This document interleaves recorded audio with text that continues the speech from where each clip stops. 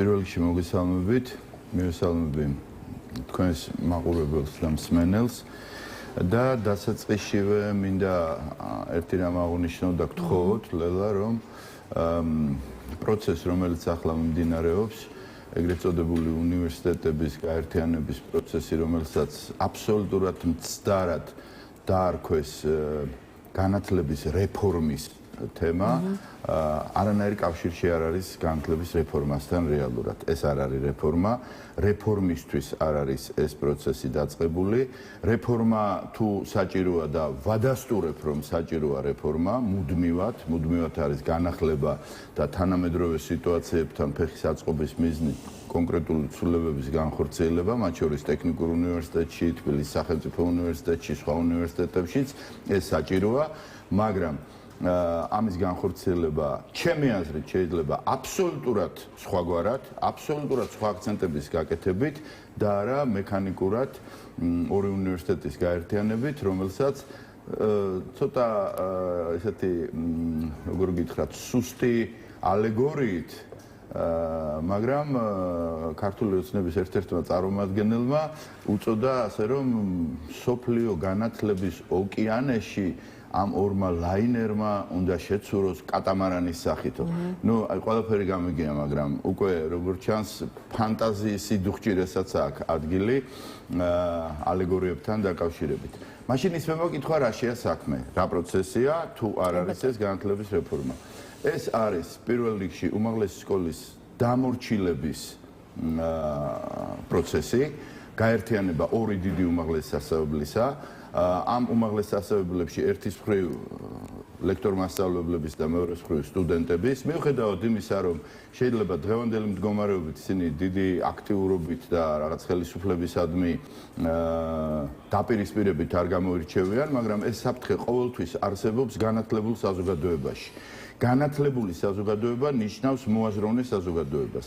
მოაზროვნე საზოგადოება ნიშნავს კრიტიკულად მოაზროვნე საზოგადოებასაც ამავდროულად. ამიტომ ხელისუფლების ინტერესში იმ ყველაფერი გადაწყვეტილებების ფონზე, რაც მან განსაკუთრებით უკანასკნელი წელიწადნახევრის განმავლობაში განახორციელა და დღესაც ანხორციელებს კონკრეტული ახალ კანონების გამოცხობით, რომელიც ეხება ყველას, მათ შორის ეხება ჟურნალისტებსაც და თქვენი საქმიანობის შეზღუდვასაც, ბუნებრივია ხელისუფლებას არ აწყობს ორი ამხელა მონსტრის და ორი ამხელა საფრთხის დამოუკიდებლად კონტროლი, როგორც ასეთი, უფრო უადვილდება, რომ მოაქციოს ერთი კოლგის ქვეშ, დაუნიშნოს ერთი რაღაცეთი რუსულ ჟარგონს გამოვიყენებს სტრაჟნიკი განათლებაზე და აქედან გამომდინარე აკონტროლოს ისინი და მათი მხრიდან შესაძლო მათთვის არასასურველი ქართული ოცნების არგუმენტებიც უნდა გაგაცნოთ პროცესში და თან შევაფასოთ.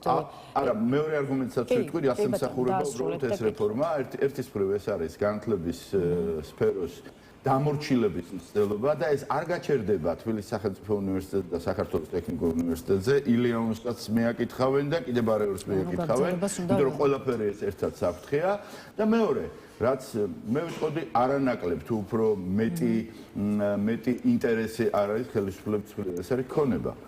ეს არის ქონება, რომელიც გააჩნია როგორც თბილისის სახელმწიფო უნივერსიტეტს, ასევე ტექნიკურ უნივერსიტეტს, საკმაოდ დიდი რაოდენობით, ძალიან ისეთ პრესტიჟულ უბნებში, დედაქალაქისა, კერძოდ ვაკეში და საბურთალოზე დავასრულებ, ძალიან გთხოვთ, უცებ დავასრულებ, აი ამ ქონებისადმი ინტერესი და როცა ამას ვამბობ, კონკრეტულ არგუმენტს გეტყვით. იცით ხო ასეთი რო არსებობდა ფიზკულტურის ინსტიტუტი. ისიც ხო იცით მე რომ ის გადაკეთდა სპორტის უნივერსიტეტად.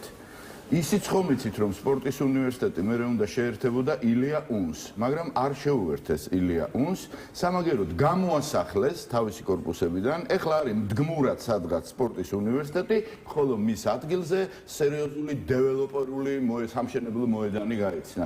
ეს არის კონკრეტული მაგალითი იმ მეორე ინტერესისა, რომელიც გაცილებით უფრო ფართო მასშტაბში აინტერესებთ თბილისის სახელმწიფო უნივერსიტეტთან და ტექნიკურ უნივერსიტეტთან მიმართებაში. შენარჩუნდება ძეგლის სტატუსი სტატუსის მატარებელი კორპუსები, მაგრამ ძველი შენობები გაიყიდება და აშენდება ახალი კორპუსები, იმიტომ რომ არ ვარგა დღევანდელი შენობები ამორტიზებულია, ამიტომ საკადრის სასწავლო ფართებს მოუწყობთ სტუდენტებსო, ასეთი განცხადება გვესმის.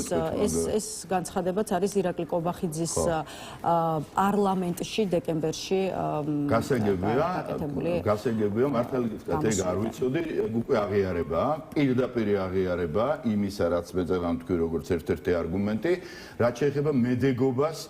თბილისის სახელმწიფო უნივერსიტეტიც საკმაოდ კარგად გამოიყურება აქ თვალსაზრისით, მაგრამ ტექნიკური უნივერსიტეტის ტრადიციული კორპუსებისა მედეგობას ეს კორპუსები არის 50-იან წლებში აშენებული მკვიდრად, აშენებული გერმანელი ტყვეების მიერ, აშენებული სწორედ უმაღლესი სასწავლებლებისთვის და განათლების სისტემისთვის და ის რომ სადღაც რემონტი მოძველდა, ამას დანგრევა კი არ უნდა, კორპუსი უნდა გამაგრება რეალურად და მათ პრინციპით რომ მიუდგეთ, რაც ამორტიზირებულია, დასანგრევია. მაშინ თბილისში ყველა ხრუშოვკა უნდა დაანგრიოს სასწრაფოდ, უამრავი კორპუსი უნდა დაანგრიოს, საცხოვრებელ კორპუსი უნდა დაანგრიოს სასწრაფოდ, პარაპეტები ცვივა, ხალხი იღუპება სხვადასხვა უბნებში. ამას მიხედონ ჯობია როგორც ასეთი. რაც შეეხება იმას, რომ რემონტებია ჩასატარებელი, სახელმწიფო უმაღლესი სასწავლებლებია. გამოყონ თანხა, გააკეთონ შესაბამისი გამაგრებები თუ რემონტები და ასე შემდეგ და სასწავლო პროცესისათვის ვარგისიან კონდიციაში მოიყვანონ ეს სასწავლო კორპუსები და ერთიც.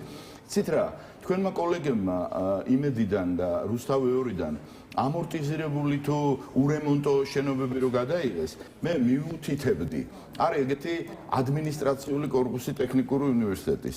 შევიდნენ, იქ გადაიღონ სიუჟეტი, ოღონ არ დაიდნენ, რომ უსებ ერმიტაჟში, ან რომელიღაც მუზეუმში ეგონოთ საკუთარი თავი. ბატონ მამუკა, რაც შეეხება კიდევ ერთ განცხადებას, რომელსაც ირაკლი კობახიძე აკეთებს უშუალოდ ტექნიკურ უნივერსიტეტთან მიმართებაში, მოისმენდით პრემიერის პოზიციას, ის ამბობს, რომ ერთ დროს GPI-სა და დღეს ტექნიკურ უნივერსიტეტში გერად იქცა ტექნიკური მიმართულებები. აი კიდევ ერთხელ ხა თქვენ კარგად იცნობთ ამ სასწავლებლის ანატომიას, იქიდან მოდიხართ, ამიტომ საინტერესოა თქვენი პოზიცია. რამდენად არის ეს არგუმენტი, ობიექტური არგუმენტი იმისთვის, რომ დაიწყოს ცვლილებები და ტექნიკური უმაღლესი სასწავლებელი ნამდვილი ტექნიკური უმაღლესი სასწავლებელი გახდეს. კი ბატონო, მოგახსენებთ, ოღონდ სანამ არსებითად მოგახსენებდეთ ამ მოსაზრებასთან და მე ვიტყოდი შეურაცხყოფელ მოსაზრებასთან დაკავშირებით ჩემს აზრს, გეტყვით ერთ რამეს, რომ რას ნიშნავს გერად ყოფნა? რა არის გერი ოჯახში მეორეხარისხოვანია?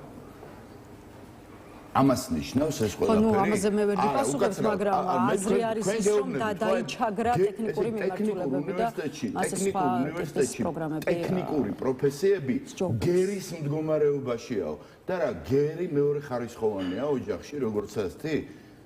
ჩემგან თუ არ უნდა ამის მითითება, თავის სამეგობროს გადახედოს გვერდზე ელემენტარულად, თავის კოლეგებს გადახედონ, რაც ქვია გერად ყოფნა. ესე იგი გერი არის რაღაცა მეორეხარისხოვანი და ხელწამოსაკრავი, როგორც. ეხლა რაც შეეხება არსებით მომენტს, ეგრეთ წოდებული მეორეხარისხოვნობისას, ტექნიკური სპეციალობებისას ტექნიკურ უნივერსიტეტში. ტექნიკურ უნივერსიტეტში დღევანდელი მდგომარეობით არის 12 ფაკულტეტი.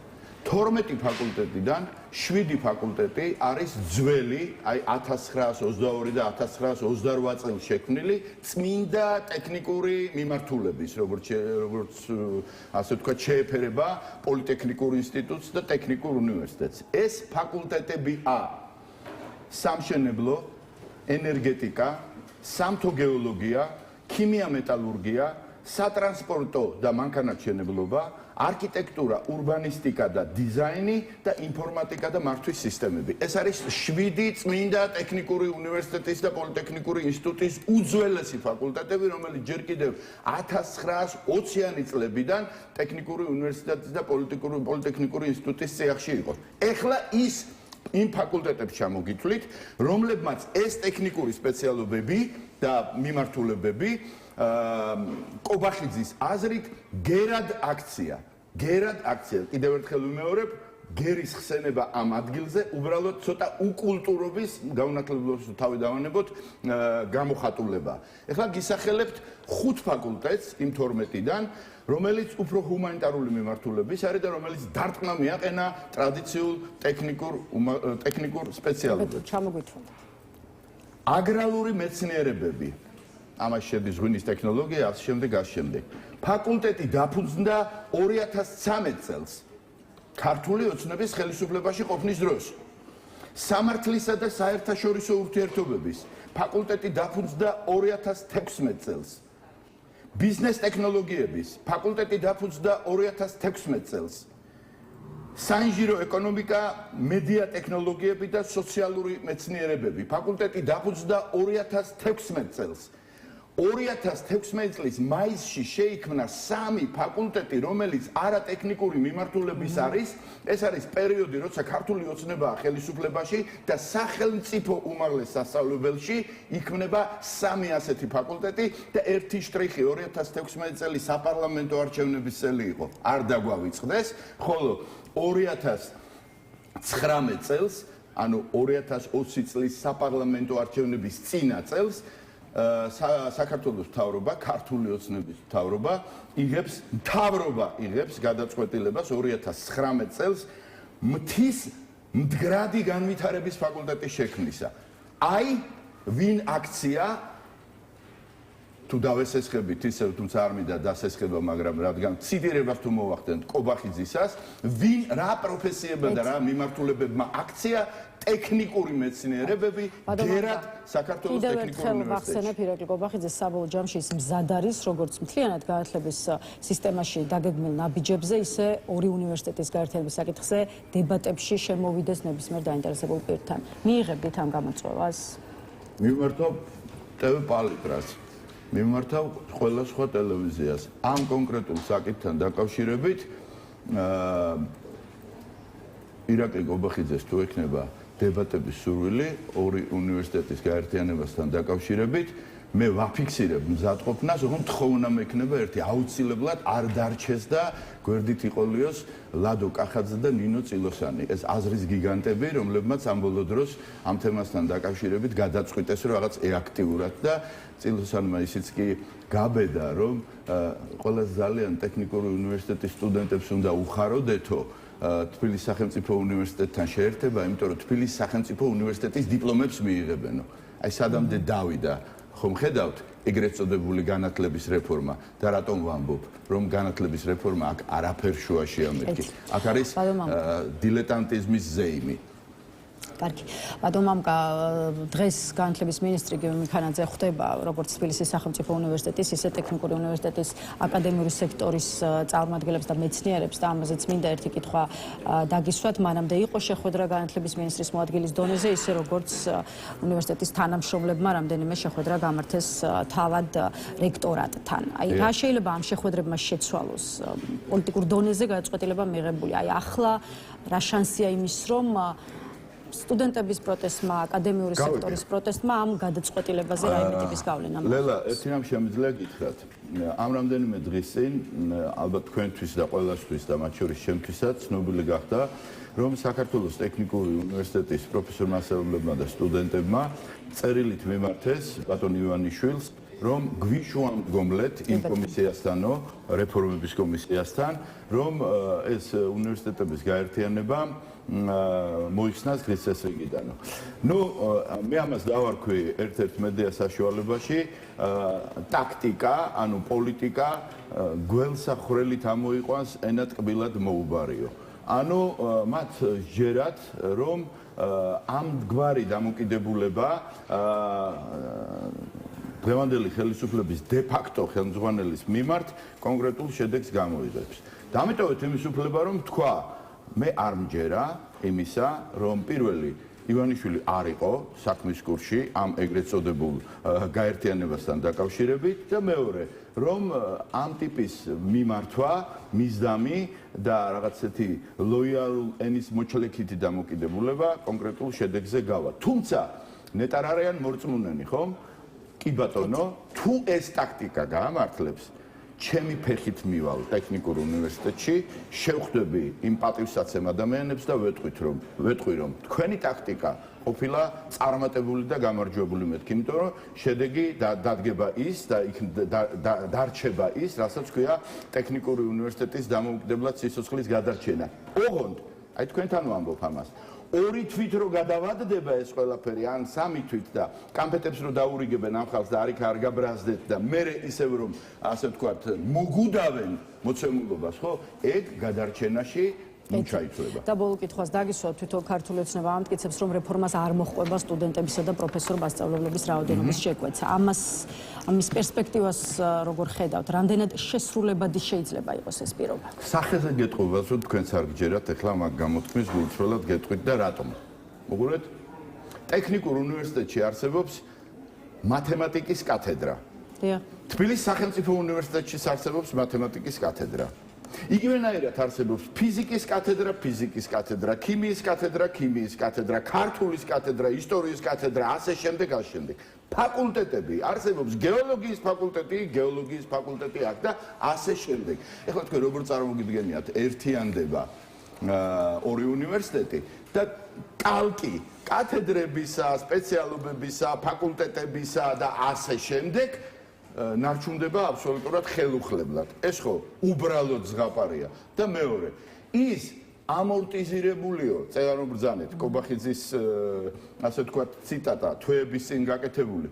ის ამორტიზირება ნიშნავს იმას, რომ სტუდენტთა რაოდენობაც უნდა შემცირდეს, ლაბორატორიების რაოდენობაც უნდა შემცირდეს, ფაკულტეტების რაოდენობაც უნდა შემცირდეს და ერთი რამ ვიცოდეთ, რომ დღევანდელი ხელისუფლების სტრატეგიაში არ შედის განათლებული და მოაზროვნე ადამიანთა სიმრავლე, არც პედაგოგის, არც სტუდენტის და არც არავისა. როგორც გვირჩია ერთ-ერთმა წარმომადგენელმა ქართული ოცნებიდან, ბატონმა ვოლსკიმ, ამდენი სტუდენტი არ არის საჭირო, ზოგიერთმა პლასმასის ბოთლები გაბერონო.